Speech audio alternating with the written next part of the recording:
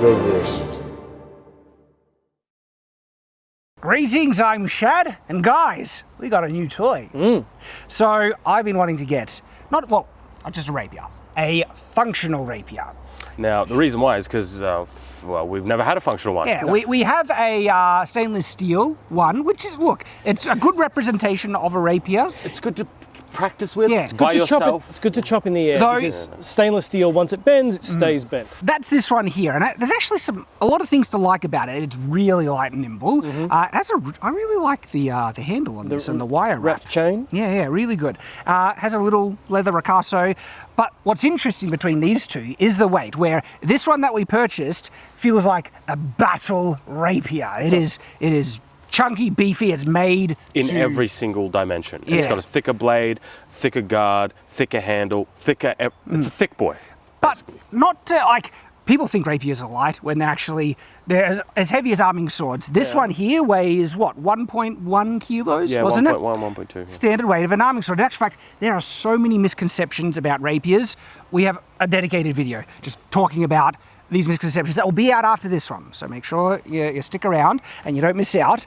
But that's dedicated for that video. In this video, now that we have a battle-ready, like truly beefy rapier, there's something that I've been wanting to test for a while. Me too, actually, because, well, what's the function of a rapier? What would you say its main capability? It is optimized for thrusting. It's a pointy boy. Stabby boy. But I like cutting things. I like cutting things, and I like rapiers.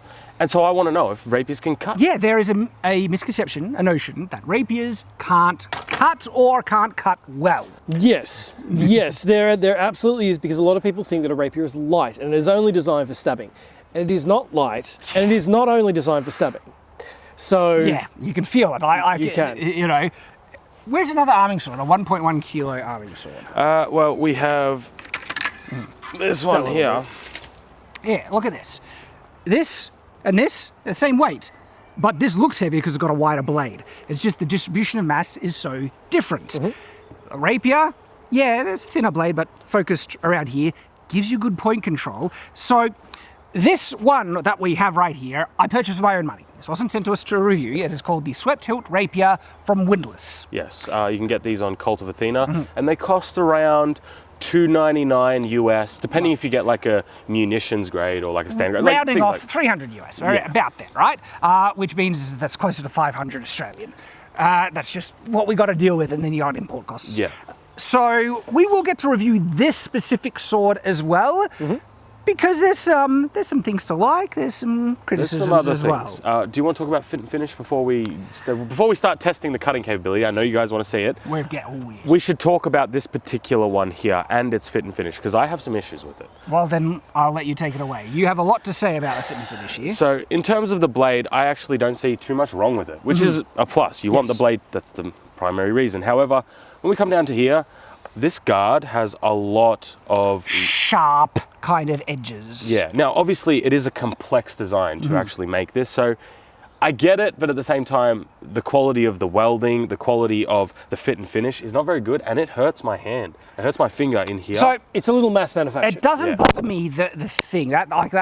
But we haven't started to move this around yet. So once we start moving this around, I think you might be like, oh, you're starting to hurt. I've had it a little bit. I can kind of, to me, it's not a big issue. Like I can't really even feel it. But the thing is, the handle right here, it juts out wider than the width of the crossguard, and that does make kind of like a sharp edged thing there. I don't feel it when I hold it, except on this finger right here. Right. But the overall quality of the guard is a little bit... Some of the welds, they're strong, but they look messy. Unfinished and a bit messy. My biggest gripe with this actually has a threaded tang. So what would you call it? A rat tail? Rat tail tang. Any type of tang that has thread on it? Oh, they can be much thicker up here, yes. And to get the thread, they need to get thinner down there. But that's the thing. Where is the rat tail? Is it a half rat tail or is it a quarter rat tail? Yeah, the issue I take with that, actually this nut here, this has been a nut that's rounded off. Yeah. So actually tightening this nut is a problem. Now, the reason why I bring this up at all is because we were doing some test cuts with it before and it came unloose. The whole handle came undone. And tightening it again is actually a bit of a pain because it's round. Yeah. That's an issue I take with this because we used it for like 5 minutes. They kind of need an Allen key Yeah. because a hexagonal nut just wouldn't look right. Yes, but function over form. So I'm more than happy to put a hexagonal nut on this, so long as it keeps everything nice and tight. But that's where a simple Allen key fitting would work much better. But in terms of the blade, I have no gripes for the most part. Grinds look good. It's, how would I put it, reasonably sharp. So hopefully it'll cut well. Well, we're going to get to cutting. Now, one of the things that I'm interested to see how much this impacts is the geometry of the blade. On cross-section, these angles, could you hold it?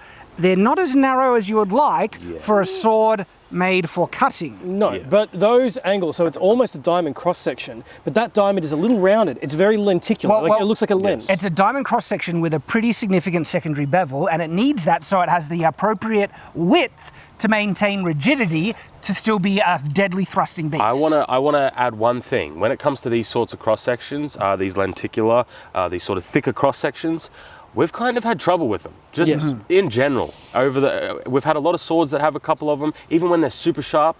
We've just had a bit of trouble cutting with them. So I am actually very fascinated to see how this thing goes today. It's sharp though. It is sharp. Sharp enough, and let's see how well it cuts. Okay. How well a rapier cuts. All right, so fair is fair. I'm gonna start with a low effort cut, okay? Really tell how easy you can cut with a sword. When you just do a low effort like and it zips through, that tells you something. I have a feeling I'm gonna need to put effort, but let's just do a low effort. I wasn't expecting that. It's not as clean as, you know, swords that are optimized for cutting. I didn't think it would actually get through that one. All right. Bit of tearing. Sideways cut. I have more trouble with sideways cuts anyway, so I think this is a combination of user error as well. But all right, if I want to do like a committed cut going down, that actually zips. When putting a bit more strength and intention behind it. I actually didn't expect it to do so well in that. Yeah, because you're cutting with it like it's a normal sword. Now try and cut a bit more wristy. Yeah. Like, you would cut with the normal, like, because that's the way you, like, just because the rapiers have more point control, doing like little cuts, that's not going to have an effect. You want to cut with it like a proper sword. Right, but if you're dueling with someone you're dueling and like, with you a won't rapier. get through, but if I was like dueling and just did a quick, like, yeah, it's not going to get through. Like, that was good. holy crap! I was not expecting that. Do it again. I'm just sorry, I'm in shock. That was very wrist That action. was very good. That was insane.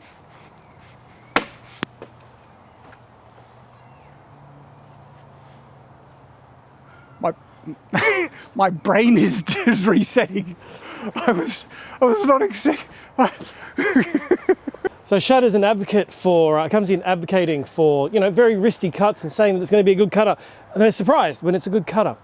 So let's start with a bit more shoulder, because I don't know these wristy cuts. Ooh, it is a bit teary, isn't it? It's a much longer blade than you're expecting for a single hand.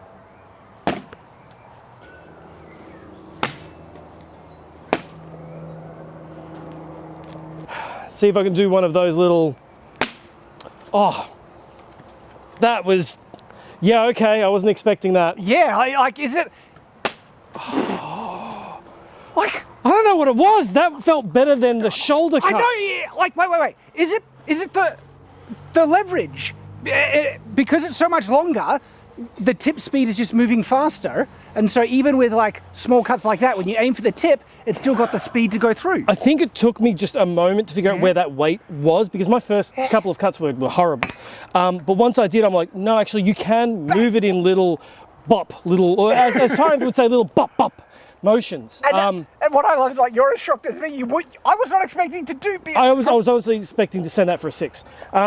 And that they use zip. It is a bit of a tear, but there's enough mass. That is a clean It's cut. a bit teary. It's a bit teary. Tiniest bit. Like the fact that it got through with so little effort, with only wrist action, that is shocking.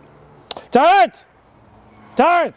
Tyrant's brain is resetting now. Okay, so I'm gonna attempt to do some regular cutting, how I would cut with a normal sword, and then I shall try to do a little bit of a flick of that wrist, basically. Okay.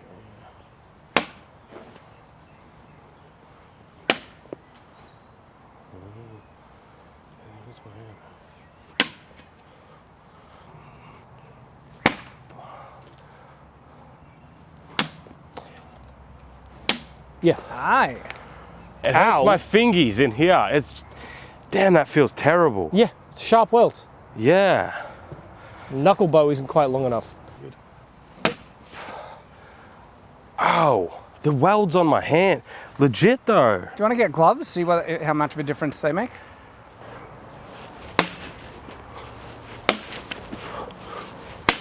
Okay, this, wow, really surprised me. Yeah. It actually cut way better than I was expecting. Yeah. It did, especially because it's not like the sharpest thing we have right now, right? But what I found fascinating was how it cut with like a normal sword, and it felt not bad. I found more resistance in the kind of shoulder normal sword cuts. Really? What really threw me was how effortless it went through on the wrist cut for Yes. me. I barely felt it. I That's agree. why I was so shocked. But I felt like I had less control. What about once you I think pistol gripped it? Once you pistol gripped it, I feel like the control, it's going from a hammer grip to more of a pistol grip. What I mean is, like, when I do a normal cut, right, I feel like at every moment throughout that normal cut, I have control of the blade. I can stop the blade, I can do whatever I want with it. When I do those flick ones, it's like, But you're guiding it through an orbit. Yeah, I think you that's- don't need to control the blade the whole time. I think that's the key. What I noticed with the wrist ones, I needed to let go of my control and let the blade do the motion. Yeah, and then for it. pull it in at Just the let last it minute. Sail through where it wants to go, and as a result, it was effortless. Yep. Now, what shocks me, we have cut with a lot of swords. Yes. Swords that are emphasized for cutting, that are known for BC cutters, katanas, Tip heavy messes, ones designed to and chop. falchions and stuff. I have never had such an effortless wrist cut with any of those swords. well, let's not get compared ahead to of this. ourselves, because pool noodles are mostly for edge alignment and sharpness and things like that, right? Yes. To practice your swings. So what happens when we put it up against something that has a little bit I more don't know. resistance, like a water bottle? Okay. All right, so should I go for wrist cut or? You do you. Do I don't know. a normal cut first just to see if it'll even get through, and All then right, a wrist all cut. right. So normal cut. Oh, that was messy. Ugh. I have no idea what's going to happen here. This is a wrist flick cut, which I didn't even hit.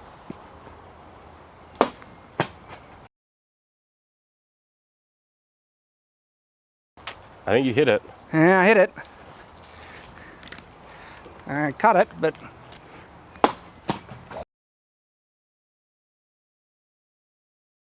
No, that's square on the bottle. that was square on the bottle.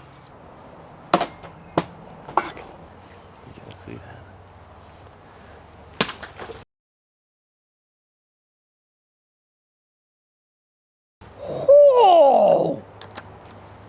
So when I can actually aim, it works.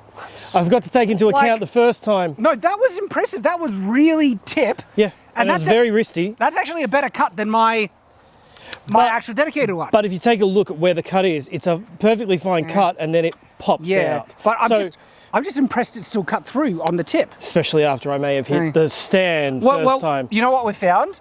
This is a hard sword to control. Yes.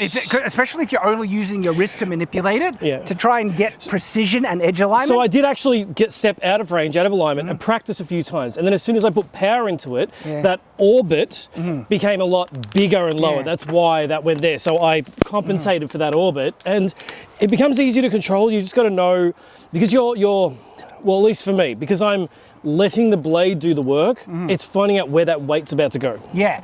Now, but what I love is that proof of concept, you proved this actually can still cut on the tip, even with difficult targets. Basically, mine was a skill issue, I think. Not necessarily, mine could have been a fluke issue.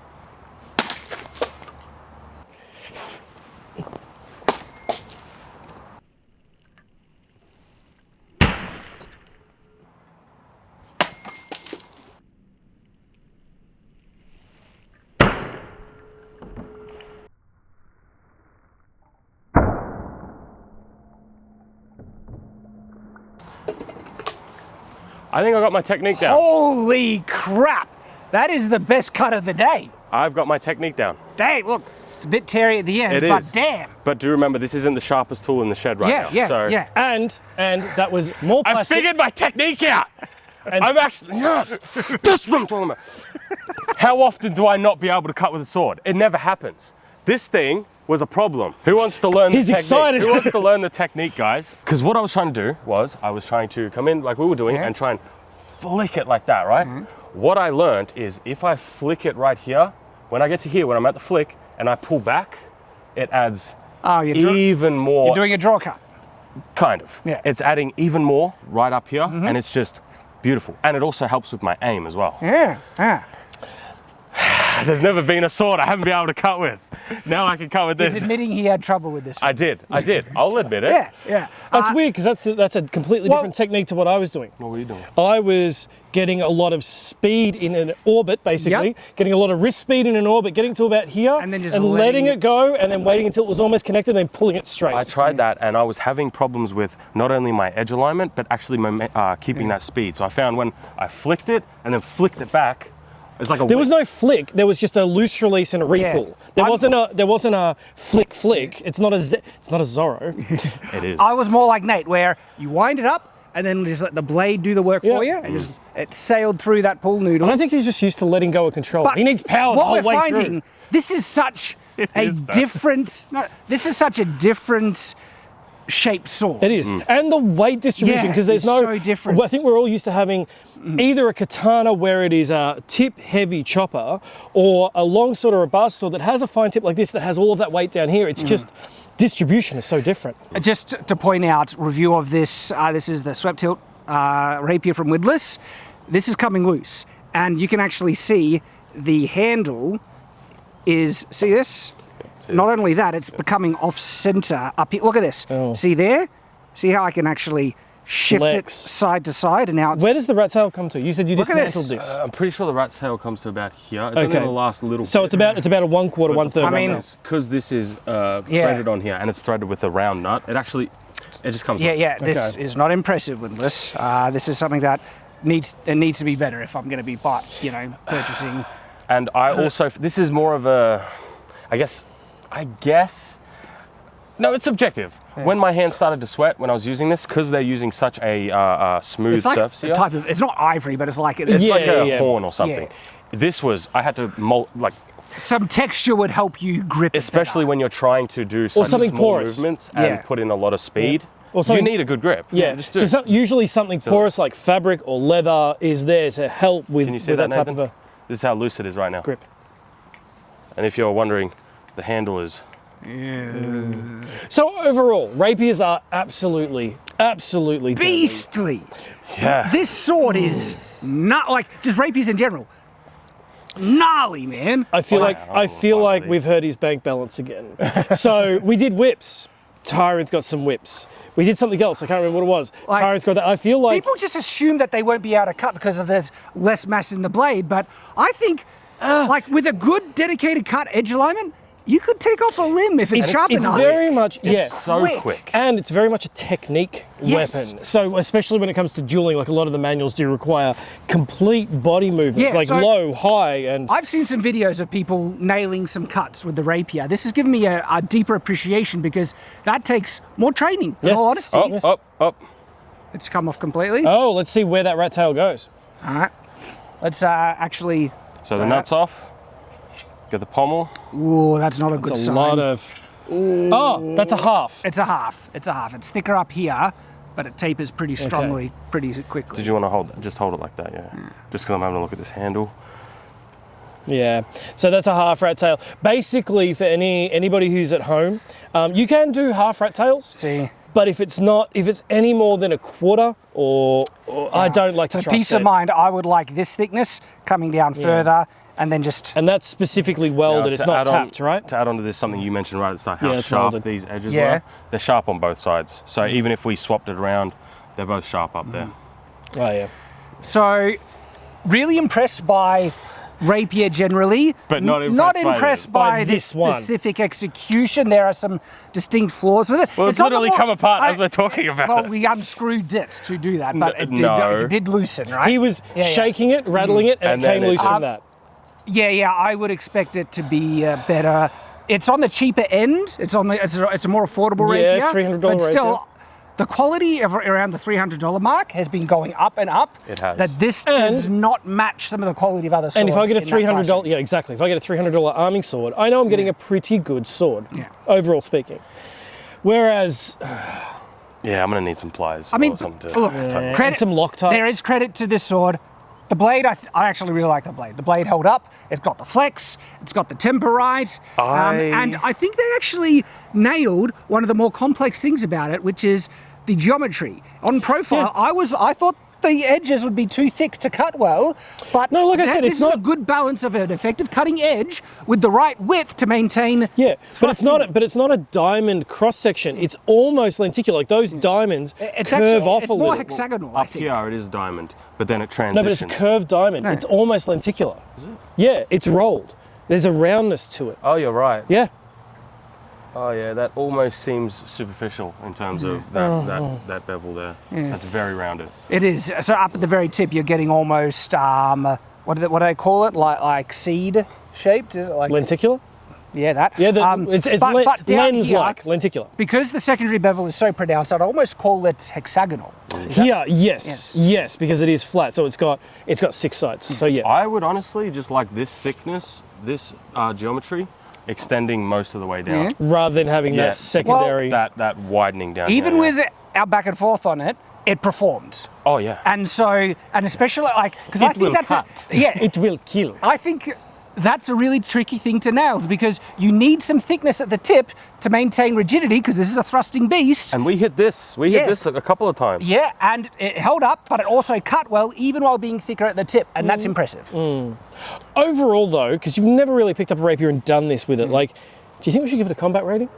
Overall, like I know we talk about the fact that it's a superior weapon, but you can see it takes a bit of skill, a bit of technique to get down. I pat. usually don't like. I don't gauge how difficult it is to use unless it's excessive. I think with some training, it's in the reasonable range of type of training you need for a sword.